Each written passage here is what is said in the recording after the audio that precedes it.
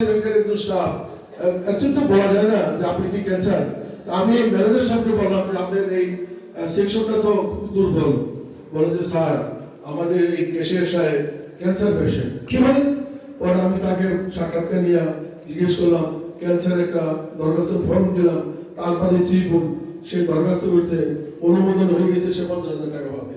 এইসব কাজ আমাদের সেক্টর থেকে কয়েকজনে তারা আত্মীয় স্বজন বিভিন্ন জেলায় আছে, তারা এই সুযোগটা পেয়েছে। অর্থাৎ আমার কথা হলো যতদিন বেঁচে আছি মানুষের কোনো উপকার যদি আসি তাহলে সেটা আমার কাছে ভালো লাগে।